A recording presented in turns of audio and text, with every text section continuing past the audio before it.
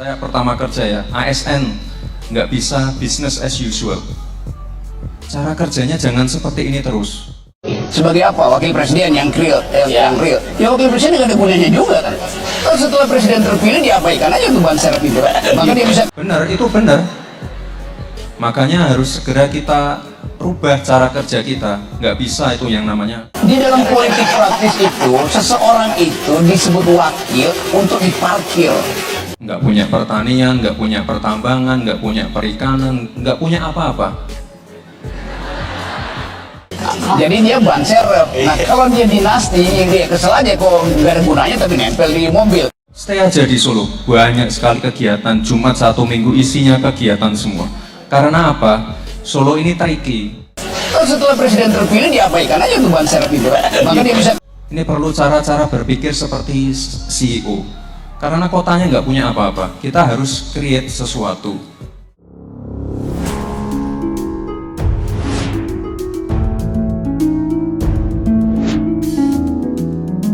Diupayakan oleh anak muda sehingga Indonesia bisa menjadi lebih hebat di masa yang akan datang. Untuk itu saya undang ke atas panggung Bapak Gibran Raka Buming Raka. Kita berikan aplaus.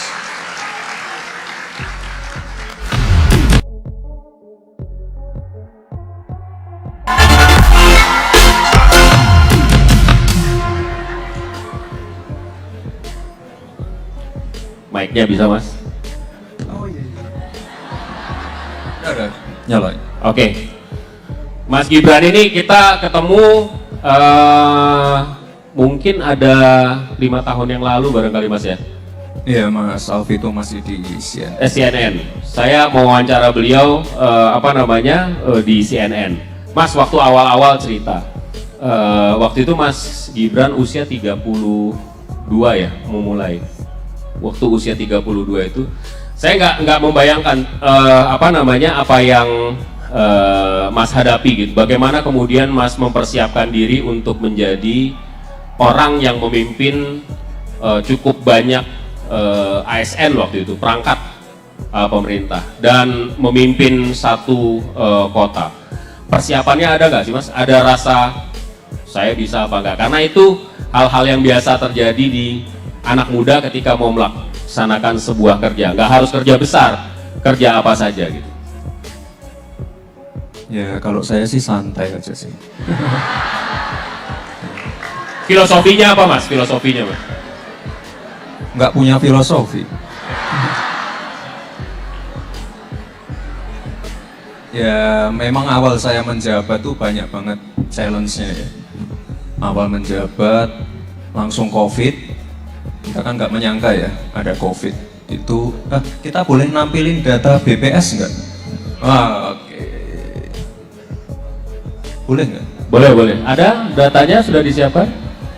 Nggak, kalian harus lihat datanya ya. Soalnya saya nggak mau ngomong tanpa data.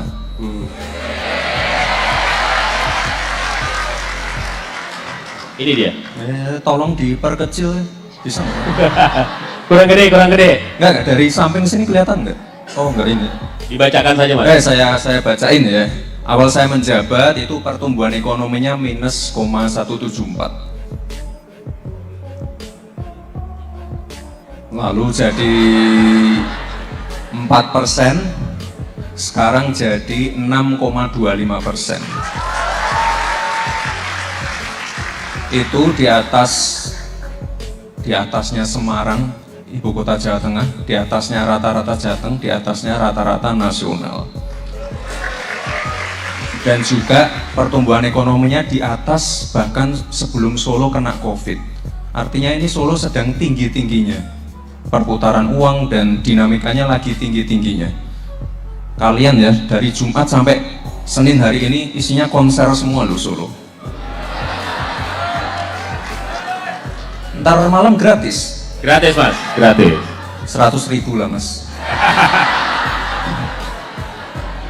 Ya mungkin di diskon 50 ya, karena Niji nggak ada giring, mungkin 50. Tapi intinya ini teman-teman semua ya, pertumbuhan ekonomi naik, PDRB naik, IPM naik,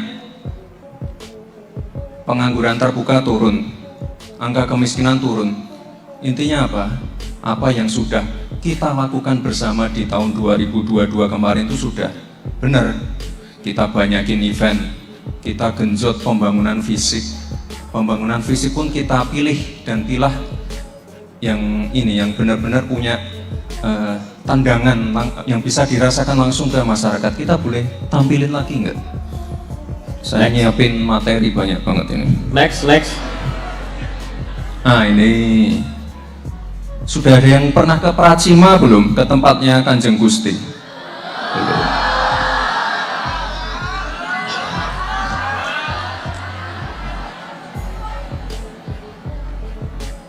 Ini saya yakin ini teman-teman terutama yang dari luar kota ya pasti bingung kalau weekend kemana.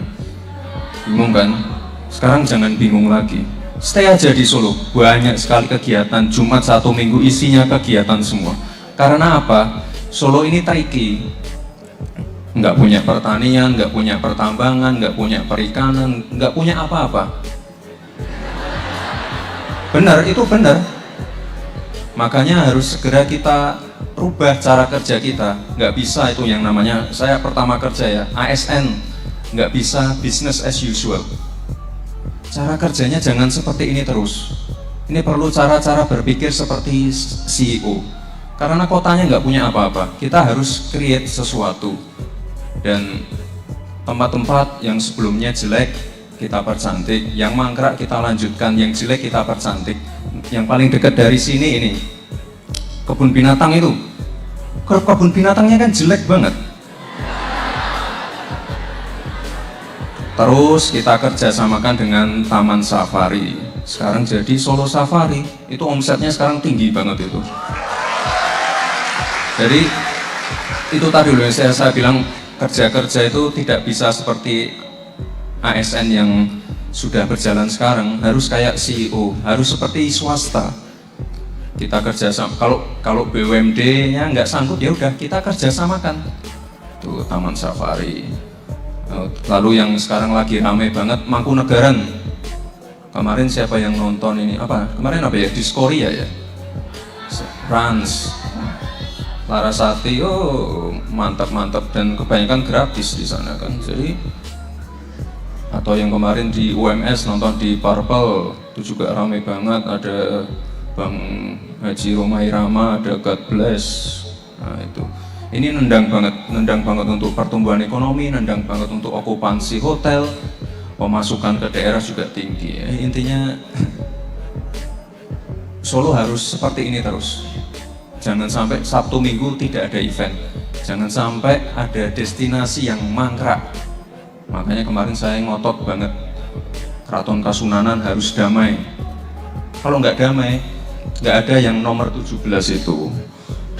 Teman-teman yang ke keraton pasti kecewa kan, kok keratonnya nggak pernah disentuh, nggak pernah gimana mau menyentuh kalau yang punya masih seperti itu. Tapi sekarang sudah beres, anggarannya sudah nyantol ke sana, nanti akan segera kayak saya perbaiki ya. Ya itu Mas, kira-kira Mas. Mas, tapi menarik ya apa yang Mas sampaikan itu, nggak bisa bisnis as usual. Sebelumnya Mas Gibran itu kan memang banyak kerja di korporasi gitu. Apakah kemudian memang harus ada pola yang diubah dan mengubah mindset tuh gimana caranya Mas? Dari yang tadinya susah ya? Susah. Misalnya saya minta A ya, A itu tidak langsung dilaksanakan. Saya minta kebun binatangnya diperbaiki. Siap Bapak? Dikaji dulu, rapat, survei lapangan, habis survei rapat lagi, dikaji lagi, ditelaah. 1 tahun 2 tahun hilang, nggak jadi. Itu benar loh, terjadi loh. Makanya saya turun langsung, saya cari investor. Dan ini investornya carinya susahnya setengah mati, karena sebelum dapat Taman Safari saya ditolak beberapa investor. Jadi kerja-kerja tuh dibuat mudah aja Mas. Kita pengen memperbaiki kebun binatang, ya udah, expertnya siapa? Kita datengin, kita pitching, kita propose kerjasamanya seperti apa. Dilap enggak? Kalau enggak ya udah, ya nggak usah rapat. Izin Bapak rapatnya di mana? Izin bersurat dulu untuk audiensi. Enggak. Dilap enggak? Deal, tanda tangan, besok kerja. Ini Kalian tahu nggak kerja bikin taman safarinya Solo itu berapa bulan? 3 bulan. Sebenarnya efektif kerjanya 6 bulan, tapi karena ada gangguan-gangguan non teknis, jadinya 3 bulan kerjanya. Ini harusnya dibukanya pas Natal tahun kemarin, kayaknya ada gangguan-gangguan. Ya gangguannya nggak perlu saya sebutkan lah ya, nanti jadi berita. Intinya saya pengen cepat selesai. Pracima Mas Bre berapa bulan Pracima? 3 bulan, 6 bulan? 4 bulan loh bikin Pracima. Kalian pernah ke Pracima nggak sih? Ditampilin videonya ya? Ya paling nggak nonton videonya lah ya. Tampilin videonya Pracima. Pracima ini bagus banget loh. Nanti Pracima selesai, nanti mungkin kita perbaiki kavaleri dan lain-lain ya Mas. Oh, Mangkunegaran ini bagus banget. Dan Gusti Bre ini juga anu loh, orangnya, beliau ini sangat-sangat progresif. Jadi Mas saya minta ini, oh siap, minta master plan, siap. Jadi kerja itu enak. Ini enggak ini, mohon maaf, izin Kanjeng Gusti, saya izin audiensi, apakah harus bersurat dulu minta waktunya? Enggak, saya kan kantor saya kan dekatan dengan Mangkunegaran. Mas saya makan siang ya, makan siang. Mas ini boleh nggak? Besoknya jalan. Itu loh cara-cara kerja seperti itu. Jadi nggak, nah ini masih waktu belum selesai. Kerja itu cepat, nggak perlu yang bertele-tele, karena kita pengen masyarakat tuh segera merasakan hasil kerja kita itu. Ini kita sangat seneng ya ngelihat ini dua anak muda, energik, dinamis, kerja cepat, kerja cerdas. Ini merupakan contoh bagaimana seharusnya gerakan Demi Indonesia itu terlaksana gitu. Kendalanya sekarang gini deh Mas, barangkali komunikasi antar generasi itu jembatannya gimana? Bagaimana waktu Mas berhadapan dengan generasi yang berbeda gitu ya? Kita kan mau cepet nih, anak muda kok kita sih, teman-teman lah, kalau saya udah tua barangkali.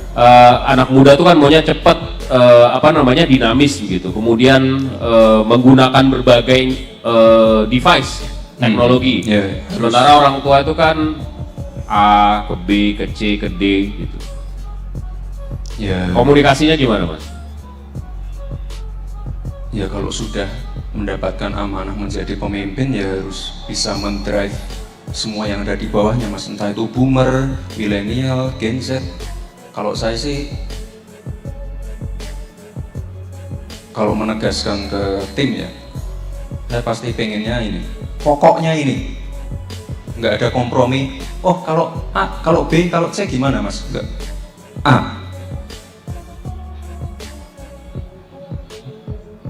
Misalnya saya sudah pilih A, konsekuensinya Mas ini harus merelokasi warga, harus ngusir PKL. Mohon maaf kalau itu konsekuensinya, jalankan. PBB, kemarin siapa yang protes PBB? Naik 400%. Banyak yang protes, tapi tetap saya jalankan. Karena apa? Itu udah ada kajiannya sebenarnya. Tapi kita hari ini nggak bahas itu ya. Intinya kita kalau udah jadi pemimpin ya harus siap kerja dengan siapapun. Dan kalau di balai kota kan saya cuma mampir Mas, yang kerja lama kan ASN-nya, sekdanya dan lain-lain. Ya kita harus menyesuaikan. Tapi kalau sudah diberi target, warga sudah ada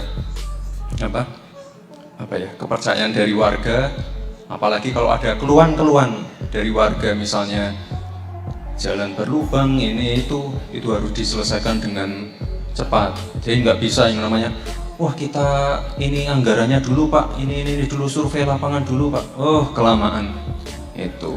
Mas Gibran ini juga menarik ya, teman-teman, benar-benar mencitrakan anak muda gerakan yang dilakukan, termasuk juga aktif di sosial media. Dan di sosial media itu kita tahu lah Mas Gibran, mulut netizen yang maha agung itu pedes-pedes gitu ya. Tapi Mas Gibran bisa tampil di Twitter dengan cara yang sangat-sangat santai, bahkan lebih banyak ngejokesnya, nggak terlalu serius gitu, menanggapi berbagai permasalahan. Apakah kemudian itu juga menjadi sarana yang penting menurut Mas Gibran? Ya jangan terlalu diajak serius Mas, bener. Soalnya anak-anak ini nggak bisa diajak serius. Sekarang saya di Twitter, saya posting data BPS, apa ada yang mau komen? Nggak ada kan? Saya posting sandal hilang, oh.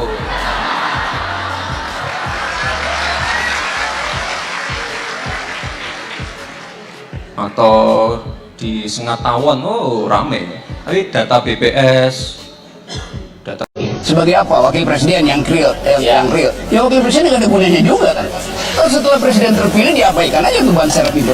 Maka dia bisa confessin kok. Gimana yang nggak ada gunanya? Emang gimana bang wakil presiden yang ada gunanya bang? Mohon maaf. Di dalam politik praktis itu, seseorang itu disebut wakil untuk diparkir.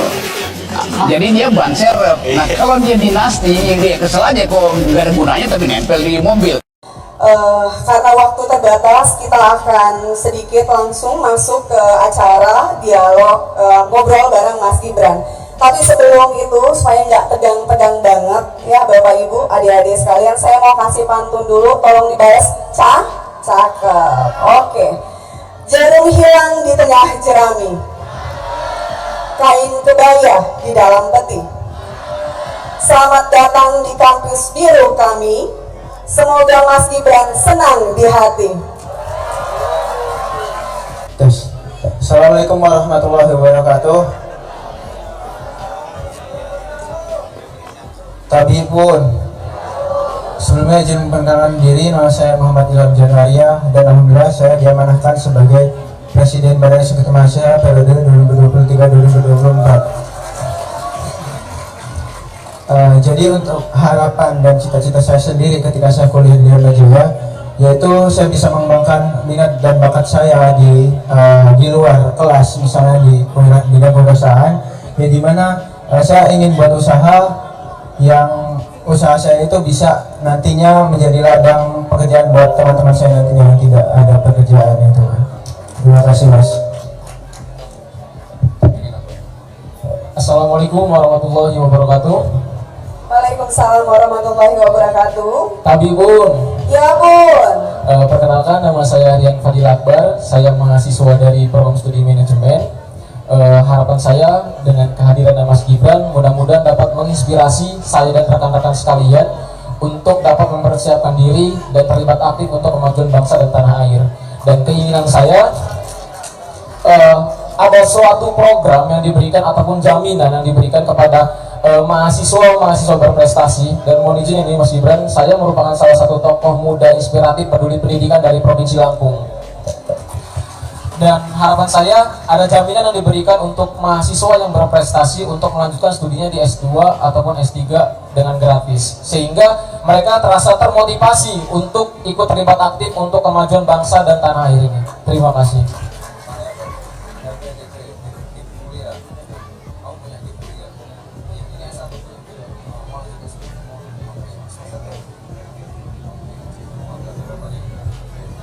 Assalamualaikum warahmatullahi wabarakatuh. Waalaikumsalam warahmatullahi wabarakatuh. Tabipun. Ya Bun. Oke, perkenalkan nama saya Ulina Fridiania Rahab. Saya mahasiswi Dharma Jaya program studi manajemen. Harapan saya dengan kedatangan Mas Gibran di kampus biru kami, semoga dapat meningkatkan semangat lagi untuk teman-teman untuk berkarir dan berwirausaha, bahwasannya menjadi mahasiswa nggak cuma untuk kita fokus di bidang akademik, tapi kita juga harus mempunyai prestasi di bidang non akademik. Dan harapan saya juga semoga saya bisa terinspirasi dari Mas Gibran, bahwasannya perempuan itu juga harus memiliki pendidikan yang tinggi, dan insya Allah saya tahun depan bisa menyelesaikan pendidikan saya S1 dan mudah-mudahan insya Allah ada rezeki saya lanjut lagi ke S2. Terima kasih.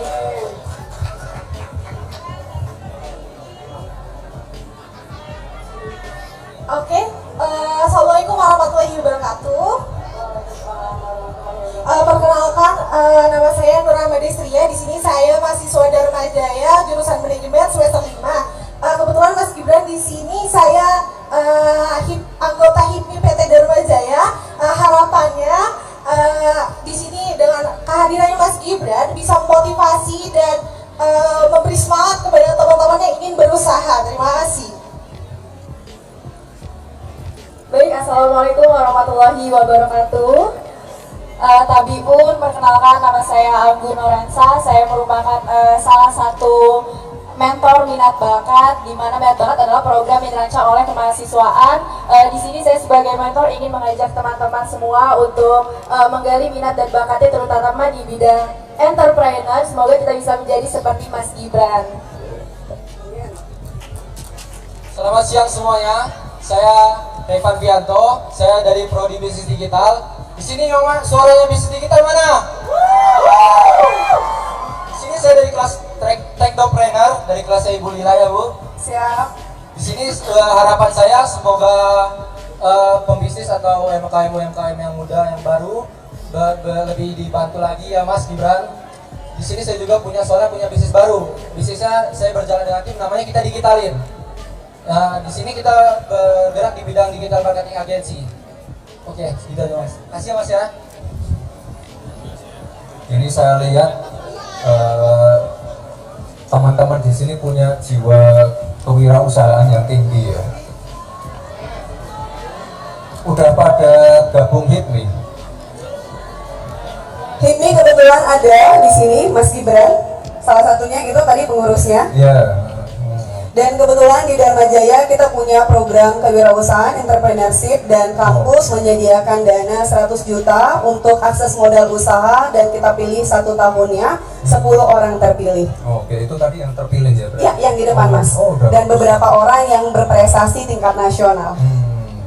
Ya, ini berarti dari kampus ini sudah full support ya untuk modal. Yap, Nah, betul. ini nanti udah pada tahu ini nggak? Program KUR udah tahu ya? Kredit usaha rakyat. KUR udah tahu?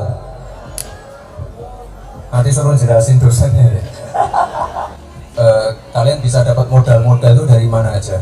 KUR, Mekar, kredit ultra mikro, wakaf mikro.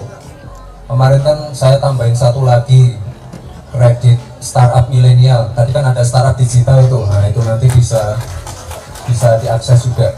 Ini pokoknya kalian harus bersyukur ya. Kalian punya sosial media semua kan? Dan itu modal awal. Kalian cari follower sebanyak-banyaknya. Kalian sering-sering mempromosikan produk-produk yang pengen kalian jual. Jadi sosial media itu bukan untuk nyinyir, untuk gibah, untuk pamer, tapi bisa jadi untuk alat jualan. Dan itu gratis, harus kalian manfaatkan ya. Punya Instagram semua? Facebook, Twitter punya semua ya, TikTok punya semua ya. Nah, nanti kalian coba mulai jualan, punya ide apa, dikonsultasikan ke dosen-dosen kalian. Nanti kalau produknya baik, dari kampus sudah memfasilitasi modal. Nah, nanti kalau kurang, dimodalin pemerintah juga. Punya masukan apa, kritik apa, terutama untuk anak-anak muda ya. Biar anak-anak muda kalau lulus bisa menciptakan lapangan kerja. Ya, setuju semua ya? Ya. Ini yang 8 orang ya. Ini kalian ambil buku satu-satu ya. Ini di dalamnya ini ada ya pembangunan di Kota Solo selama 2 tahun terakhir. Nanti dibaca aja di teman-temannya yang nggak punya dipinjemin ya. Kita di sini ada pembangunan yang ada di Kota Solo. Salah satunya ini namanya Solo Technopark. Jadi di sini ada kursus les bawah air, kursus cyber security, kursus ini inkubasi UMKM, banyak lagi. Ada juga sekolah gaming, banyak sekali. Jadi nanti kalian baca ya ini ya, teman-temannya dipinjemin.